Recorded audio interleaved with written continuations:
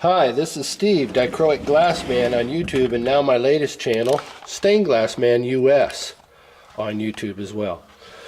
I got to thinking on this previous video I just did on twisting lead, I could have done this approach at the end a little differently with down there at the lead vise. If you go to the previous video, you'll see what I'm saying. It would be 19A, this one will be B.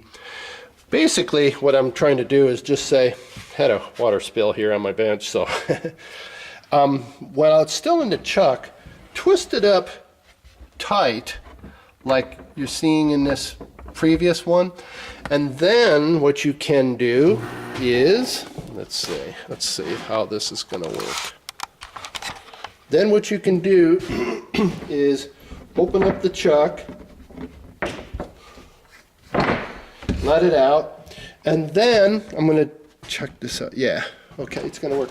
And then all you got to do is back it up, literally with your hand, the lead, pulling back, pulling this way, pulling back, and twisting just a little bit, and you can open up the lead channel a little bit. Now I got it right where I want it. It's really consistent. See that? Curve for curve. It's going really good. So you can literally, with your hand, you can literally twist your lead a turn or two open or closed, and it'll pretty much travel the whole length.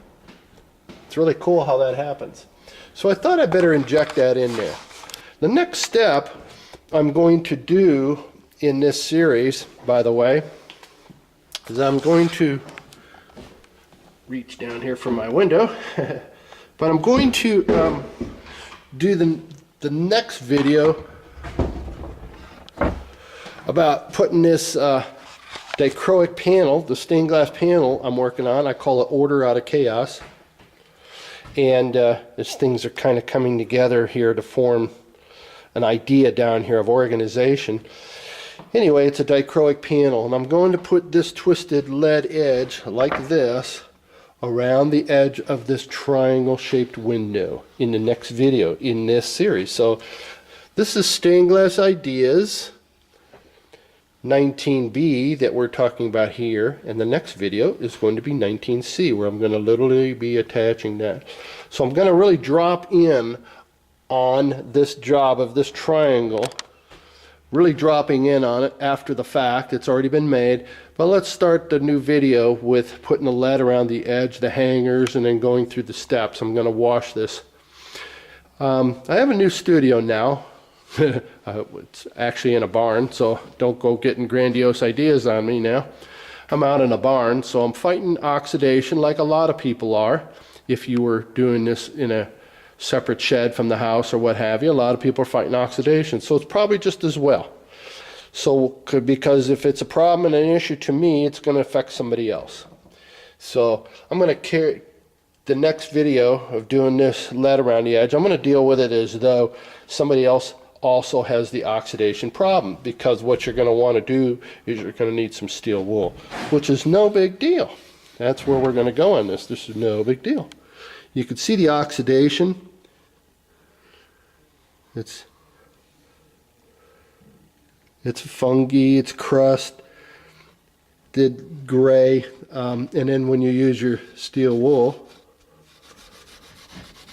let's see the difference?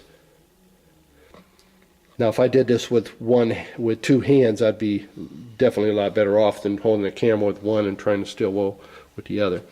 But you'll get the idea. It's going to clean it up nice and clean so that when we put our lead on there, it too will be nice and clean, nice shiny border. You want to keep this stuff clean so that, let me see if I can reach for my other tool, so that when it comes time to put on the patina, you want a nice consistent patina. And too often than not, lead does not take the patina as well as solder. Solder takes patina really well. And every window I make, 100% of every window I make is all black patina. I no longer do silver windows or copper or brass. They're a pain in the you-know-what. And we'll talk about that on another video. Good idea. So another thing, if you have some steel wool around, this is great. And you can get a little wire brush too, because this is really good also. So we'll go over that in the next video. But yeah, by the way, a lot of people are scared. Steel wool is not going to hurt a window. That freaks people out when I do that, making a window and I'm shining it away and somebody's watching me, visiting me, and they're freaking out. Steel wool is not going to hurt a window. In fact, if you got flux or paint, if you're like me and use a paint pen, of course my system's altogether different than anybody else's. My system's patentable, by the way. The reason I know that is because I've never had a lesson. I've never had a stained glass lesson. And here I am doing videos and teaching other people. But I have a more practical system than what most people are used to. In fact, every person that I've retaught my system has never seen anything quite like it, the way I do stained glass, the way I approach this and come about it mechanically. I'm not boasting I have the prettiest designs or the color selection. I'm 87% colorblind, folks, and I do the best that I can. I've never been able to draw like my son, who could draw a hand like this and win an A+ and a scholarship. He's done that. He's won a scholarship for hand drawing. I'm a drafts person, and I see intuitively by design. This is just, well, there again, my teaching provides for the ability to be able to do abstract things so easily. I drew this window up in about 20 minutes. It was easy to do. I have a patentable template system that I've developed because I've never had stained glass formal teaching of any form, 100%. I innovated all my techniques and figured that everybody else was doing it before. And then 2 or 3 years later into it, I saw other stained glass artists doing stained glass, and I was shocked. Of course, they are too. They're more shocked at me. Well, I don't know. It's a trade-off. The archaic way of some approaches. Anyway, I'm getting strayed way outside of the border of what I was trying to say in this video. We're going to attach this lead. But out there, if somebody really wants to go to school, so to speak, I mean, I'm potentially interested in having say a long-term apprentice, or doing it in a teaching environment in going through the whole stage in it. And in a teaching environment, I can cut videos that are an hour long. I can actually go into real time versus YouTube, only 10-minute videos. That's a thought, and I'm really working towards some new ideas in my on my website. By the way, go see my website, where you're going to see that I'm just days away. I know, away from releasing the cost that it's going to cost me to sell these dichroic glass elements. Perhaps being the only person in the United States doing this on this level, with a couple other things in here I'll have to show you. There's 2 different kinds of dichroic in here.